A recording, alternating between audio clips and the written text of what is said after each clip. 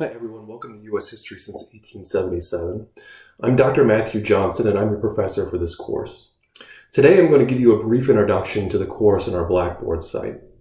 You can see my email at the top of the syllabus. And I take a lot of pride in getting back to emails quickly. This course flies by, so you can't wait 2 or 3 days for a response from me. And so I try to get back to you within an hour or two, as long as it's between 9 a.m. and 6 p.m.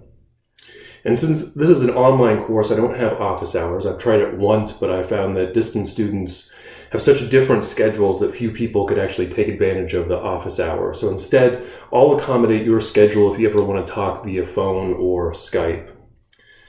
And if we scroll down through all of the ridiculous assessment stuff that Texas forces us to put on a syllabus, you'll see that the one required course material is a film called Mississippi Burning.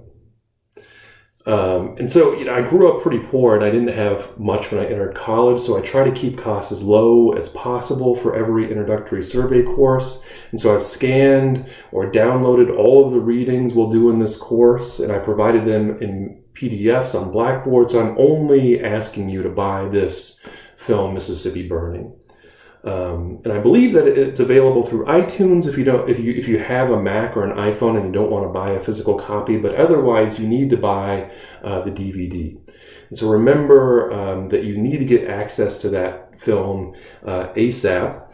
We'll watch this in the third week of the course, which sounds like a long time away, but every time I teach this course, there's one student who waits too long to order it. And in a traditional semester, it wouldn't be a huge deal if the video came to you a few days late. But in a summer semester, it's a sprint, and we don't have any days to waste to play catch up. And so if you don't have access to the DVD yet, make it a priority to get it.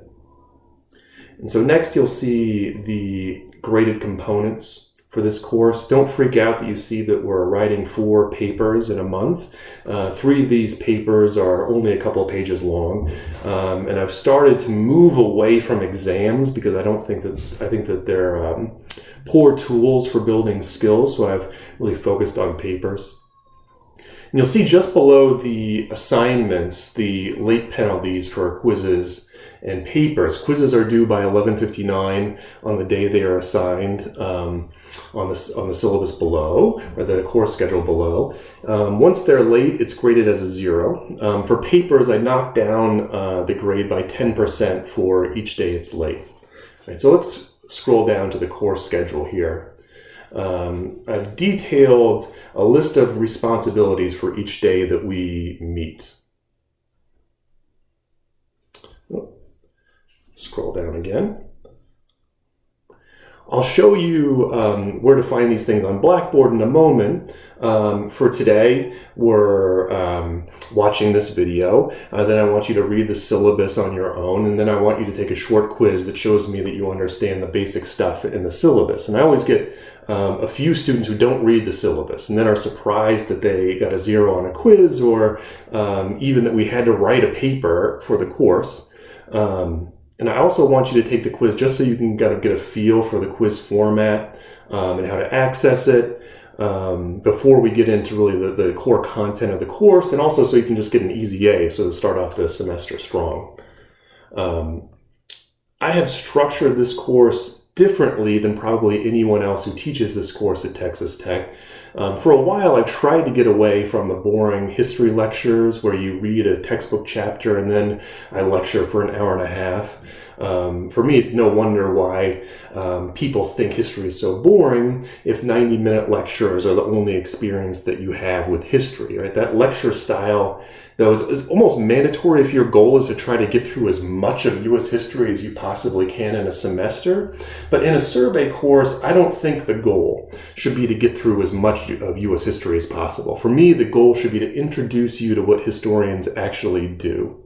And so to do that, we're going to focus on 4 smaller pieces of U.S. history from the 19th through the 20th century. And we're going to focus on those 4 pieces are Reconstruction, the rise of modern conservatism, the civil rights movement, and foreign policy in the Middle East from the 50s to the 70s. And so in those three periods, we're going to look at the problem, in three of those periods, we're going to look at the problems with a high school history textbook approved by Texas high schools. And our task will be to offer advice on how to rewrite it to reflect actual historical scholarship. And then in one of those periods that we're going to look at, we're going to take a break from that structure and have some fun with the civil rights film, which is Mississippi Burning, and think about the popular memory of the civil rights movement versus how historians actually write about the movement.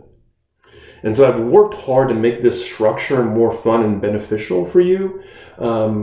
The downside or the upside, depending on how you think about it, is that you actually have to do more active work, right? Listening to a lecture is passive. It's boring, but you don't actually have to do much work other than write some notes. In this format, I'm asking you to do more active learning, which means that you have to read more than you might in a normal class, U.S. Survey course class, and you need to use your brain a bit more to come up with your own conclusions. So if you're looking for a passive course where you simply listen to a 90-minute lecture and then regurgitate that information on an exam, then this probably isn't the class for you. As I scroll down through the course schedule, you'll see that there's a decent amount of reading and a paper at the end of each week. And that might seem like a lot of work, but I have to include the same amount of work in a summer class that I would assign in a traditional semester. And so summer classes aren't an excuse to do half the work and get the same credit as as you would in a traditional semester. And so if you're not up for this workload, there are students emailing me every day to get into this class. And so drop the class and let them in. The other thing I want to point out in the syllabus is that I've made all of the papers except for paper 4, because this is the final exam date. All the other papers are due on the Sunday of that week. And that's because I know that a lot of you are working. And you need the weekends to be able to, do more of your work. And so, I'm trying to open up some time on the weekends for you to actually complete that.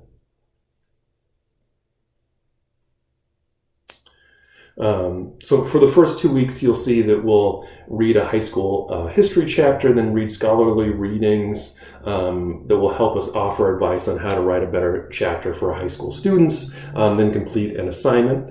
Every day we read something, generally you take a quiz to make sure that you're keeping up with the reading. And these are pretty simple quizzes that test your comprehension, and you can have the reading open when you take the quiz, and there's no time limit on the quiz, so you can save it and come back later. The only requirement is that you turn it in by 11:59 on the day that it's due. On most days, you start with a short video where I introduce the reading, offer advice, and lay out goals for the day. All right. And so let's shift to the Blackboard site, and I'll show you where to access everything.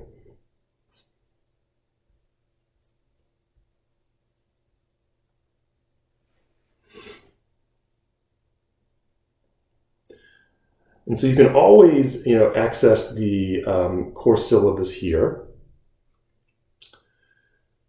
But the most important part of this Blackboard site is the Learning Modules section.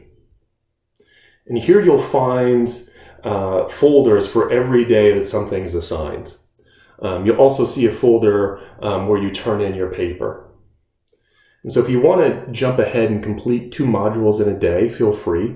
But because I don't want you to jump too far ahead, I release a week of modules at a time. So you'll see all of next week's learning modules will be available on Sunday. You can't see them yet. They'll be available on the June 9th. So week 2 will be available on June 9th. You'll see inside each folder, you'll see everything appears as they appear on the syllabus in the order that they appear on the syllabus. And so you should start with the video, then move to the readings, and then finish with the quiz. I've uploaded these videos through YouTube because it's the most reliable format. I've uploaded videos directly to Blackboard, and inevitably a few students had trouble playing it every day. And so you have the choice to watch the YouTube video in Blackboard, or you can watch it through this link and go directly to YouTube. And so if you need closed captioning, I really suggest that you watch it in YouTube. And so as we move through the course, don't ever hesitate to email me. I don't get annoyed by student emails. I'm always here to help. I'm happy to talk via phone or Skype. And so I want you to succeed in this course, and just know that I'll do anything that I can to help. Right? Good luck, and I look forward to reading your work.